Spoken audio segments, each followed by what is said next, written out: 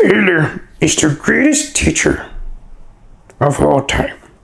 I feel like that's how the quote went, but it's my favorite quote of the movie. Sup fams, welcome to my Star Wars reviews where I review all 9 original Star Wars films along with 2 special films. So today we talk about the movie that I've been dying to talk about, but again, I don't really have much to say about it. I do want to cover this film soon in the future again in the more in-depth analysis.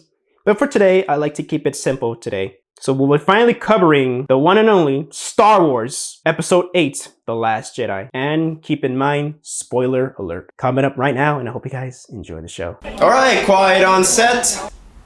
Scene 1, take 1. Action.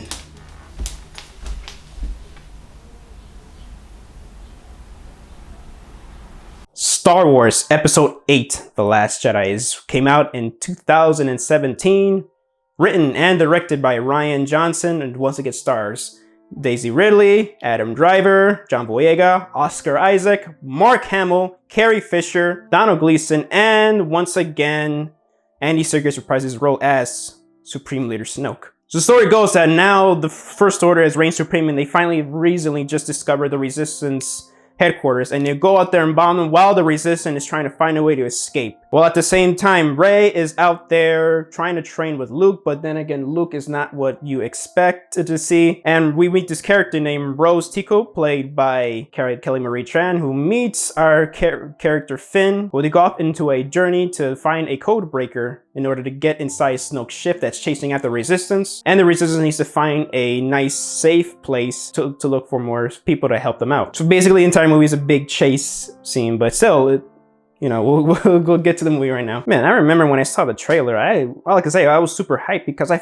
actually felt like something about this movie will give us something new rather than just a safe rehash of the first one, The Force Awakens. Now, before I get on to the review, all I can say is that this will be a divisive video too.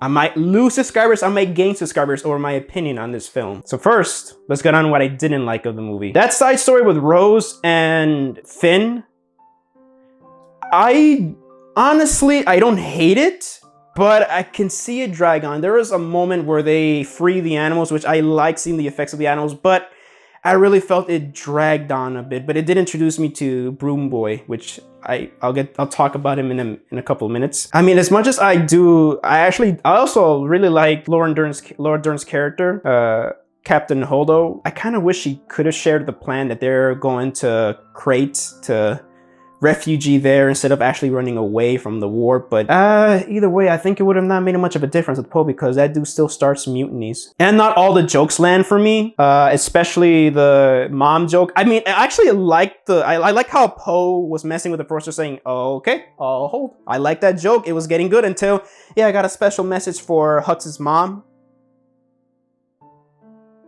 I don't like that. It was actually, I was starting to laugh and chuckle, and then, right there, I'm just like, okay, that was not funny. That was not funny, come on. Not all the comedy landed for me well, but hey, it doesn't detriment anything what I'm gonna say about what's going on right now. So now let's get on what I really loved, and actually, it's everything else.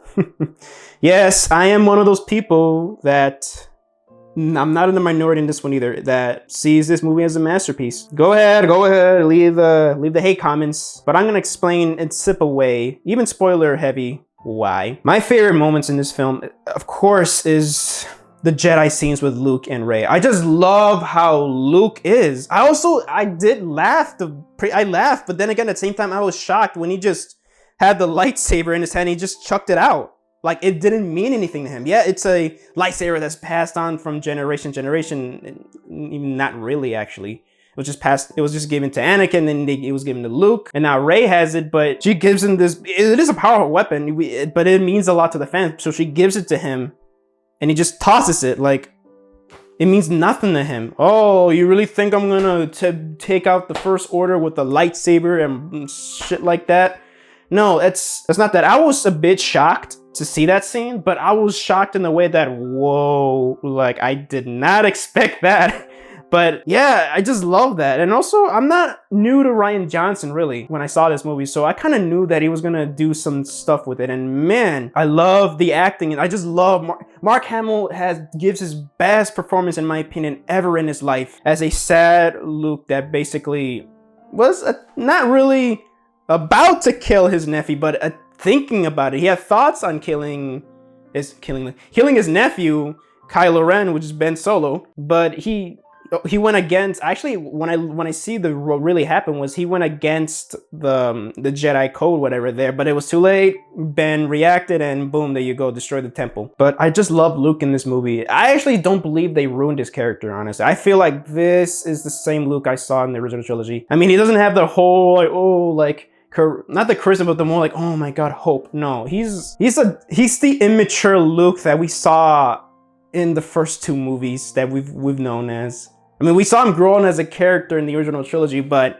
any person can revert back to their old selves when something major happens in their life. And Ben Solo was that. It was the major moment in his life where he kind of turned back into being a whiny guy, sort of. I mean, he was whiny in the New Hope. He was especially whiny in The Empire Strikes Back, so he's kind of whiny here, but I understand why. Here, I get it, because he caught off in the Force a lot. This is, But he does turn into the Luke that we know and love at the end. It's not like, oh, Luke is just a whiny little sad boy. No, at the end, he's actually the motivation of the Resistance to keep fighting when he actually went against the First Order, but not just against the First Order, was when he went against Kylo Ren. I love that lightsaber duel. It is a fight for me because it represents Akira Kurosawa's kendo fights.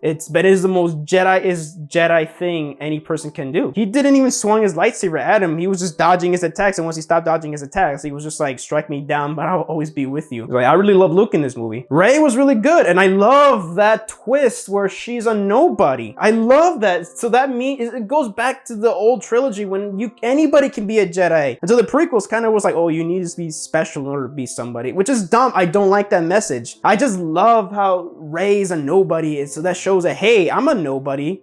I can be somebody. I love that message. I love the meta-ness in it. I love how at the end where Broom Boy he's telling a story of playing action figures and he's using the Force, and it's just showing he's a representation of us when we were kids watching these movies about us becoming Jedi too. Rose Tico is not, I don't really hate her character. I like her character. I don't think she's that bad. I don't think she was that useless, but I can see why people would think she's useless. But I don't mind Rose. Her Kelly Marie Tran did a great job with her acting, and it's really good. It's just that their overall subplot with Finn kind of led to nothing, but I think that was the point of the movie, that failure is the biggest lesson you need in life. Like, yeah, they try to meet this code breaker that they had this code breaker they need to find, and they find a code breaker, but it's not the code breaker they were looking for. And he kind of betrays them or whatever. But still, again, failure is the greatest teacher of all time, especially when you finally get to see Yoda in puppet form. It's just amazing. Poe, I love that he has a character growth here where he shows that he's a hothead. We get his intentions, but man, he got a lot of people killed and he got demoted. And I can see why Holdo, which she likes him, she just can't trust him because he got a lot of people killed. And I've been in situations like that. Well, I didn't get people killed, of course, but I didn't trust people who got demoted. When I would work or whatever, I don't trust people who got demoted because they probably effed up real bad. And yeah, most of the cases they are real bad. So I can't really trust that person a lot. And even when he found out what was going on, he still caused immunity. I mean, know he misunderstood it, but still, even if he really found out what was going on in full context, he was still caused a mutiny. And I mean, yeah, that little flying scene with Leia was kind of cheesy, but I mean, she wasn't really flying. She was more like force pulling herself. So I don't have nothing against her using the Force. So she kind of used the Force in the original trilogy, but yeah. But Rey, I love her growth there. That she becomes pretty powerful, but she doesn't really win. She doesn't win in this movie.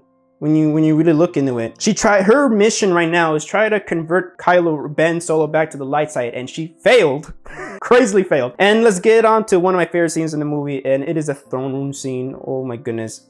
In my opinion, is one of the best choreographed, even though they got the blade missing, whatever. I didn't see that at first, so whatever. It's amazing. It's just a damn good fight scene. Adam Driver, whew, man, that's my favorite performance he's done so far. I mean, I haven't seen Marriage Story yet, but I will someday.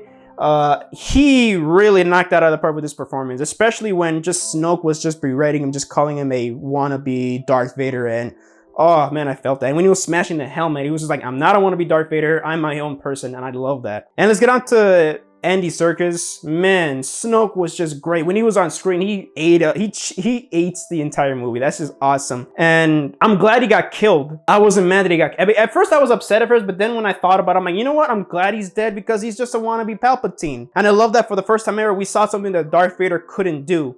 Was when it comes to Sith lore, the apprentice should try to kill his master, and that hasn't happened in a long time, and finally Kylo Ren does it, and he's the master now, and he's Supreme Leader Kylo Ren. I love it. Donald Gleason, even though that I do like Hux, yeah, he's kind of a joke now. Yeah, especially when he was in Crate.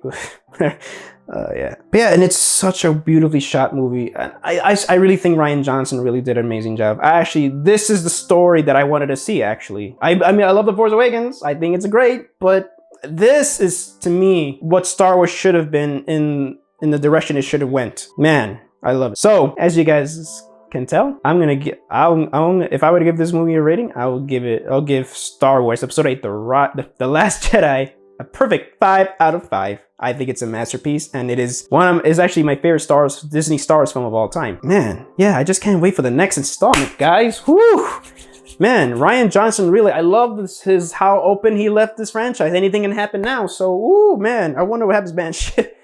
Now that Rey's a nobody, damn. I can't wait what they're gonna go with that. Hopefully they don't screw it up with her making, you know, like a granddaughter of somebody we know already, huh? That'd be fucking stupid. So yeah, that is my review for Star Wars Episode 8, The Last Jedi. I hope you guys enjoyed this video. If you guys like this video, make sure you guys leave a like, comment, subscribe, and make sure you share with your friends. And make sure you guys hit that bell for notifications. So this is Javi from Javi Productions signing off, and I hope you guys enjoy the show. And stay tuned for next time. We'll finally cover the last installment of the Skywalker saga with Star Wars Episode 9, The Rise of Skywalker. And may the Force be with you always.